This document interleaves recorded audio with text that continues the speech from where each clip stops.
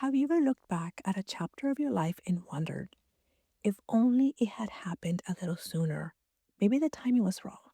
Maybe someone finally became the person you needed, only after you had already learned to live without them. I think that's exactly what episode 3 is about.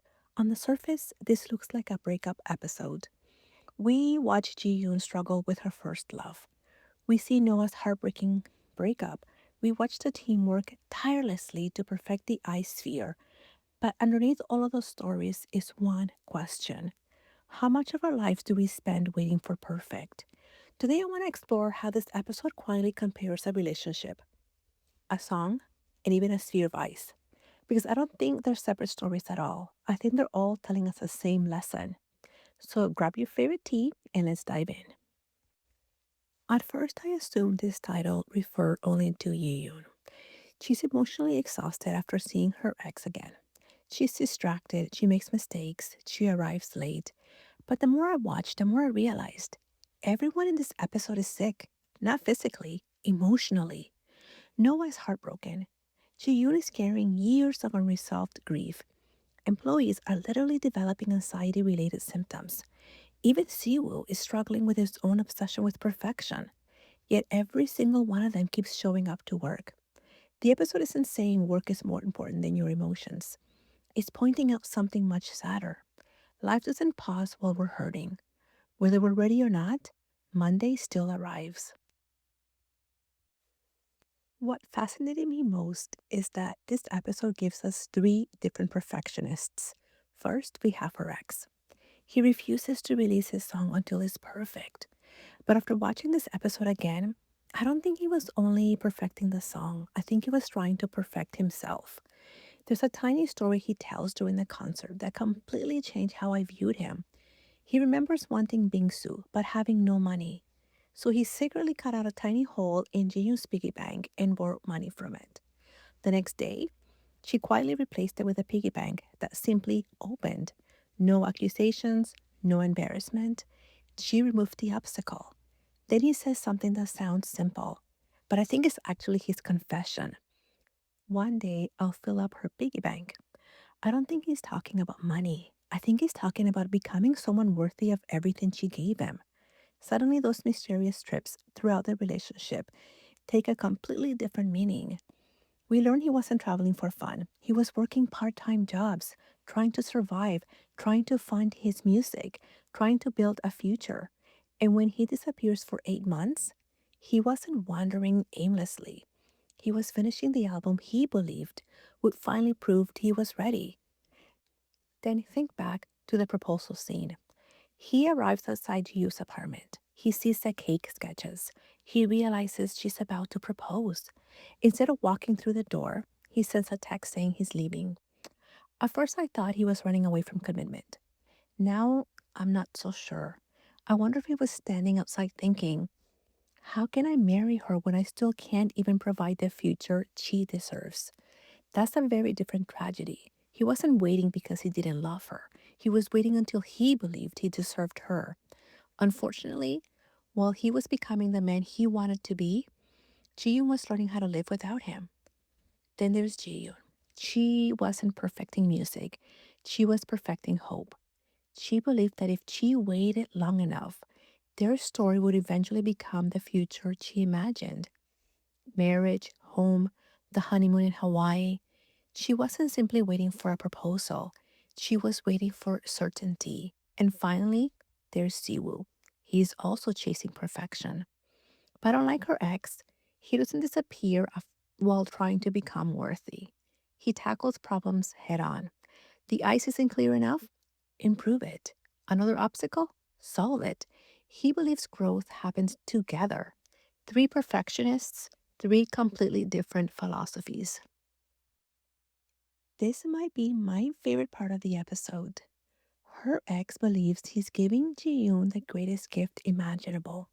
He finally finished their song. But here's the tragedy. The unfinished version wasn't precious because it sounded better. It was precious because it belonged to both of them. Every unfinished lyric, every missed note, every rough edge contained a memory. It wasn't just a song, it was their relationship. When he finally presents the polished version, he believes he's showing her everything he worked so hard to achieve: the finished album, the dream, the future he couldn't give her before. But Ji-yoon isn't hearing success. She's hearing time. She's realizing everything that disappeared while he was trying to become ready. He thought he was bringing her a gift. Instead, he unknowingly brought proof that life had already moved on. Now let's compare that to the ice sphere.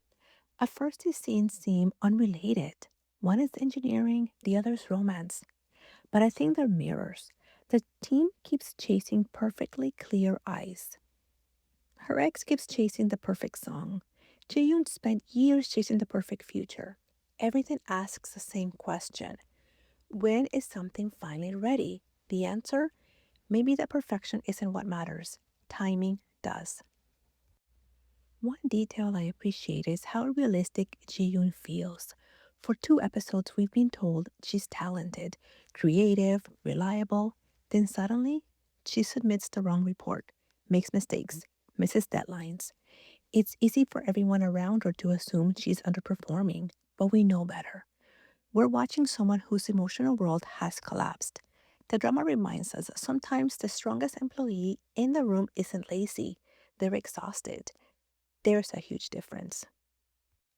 This might be the quietest scene in the episode, but I think it's one of the most important ones.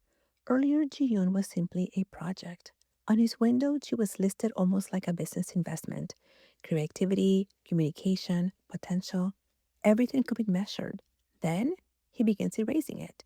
One by one, every professional reason disappears until only one sentence remains. She makes me laugh. That's no longer a business evaluation, it's a human one. To me, this is the exact moment Ji-yoon stops being someone he wants on his team and becomes someone he genuinely enjoys being around. When Ji-yoon walks away before the song ends, I don't think she's rejecting her ex. She's finally letting go of the version of herself that kept waiting. And I don't think her ex is the villain either. That's what makes this episode so heartbreaking. He wasn't trying to abandon her. He was trying to return as the man he thought she deserved. But Gio never asked for a perfect musician. She wanted an honest partner, someone who would let her stand beside him while he struggled. Instead, he carried every burden alone. By the time he finally returned with a finished album, she no longer needed the future he'd been trying so hard to build. Walking away isn't choosing Siwoo. It isn't even choosing herself. It's choosing to stop waiting. And I think that's one of the most powerful moments in the drama so far. By the end of episode 3, her ex finally proposes. Ironically, it's everything Ji-yoon once wanted, but it arrives after she no longer needs it.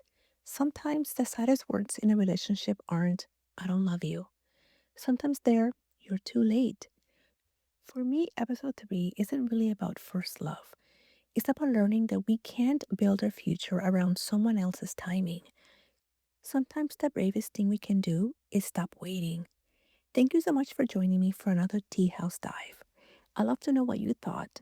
Did episode 3 change the way you see her ex? I'd love to hear your thoughts in the comments. Until next time, I'll see you at the Tea House.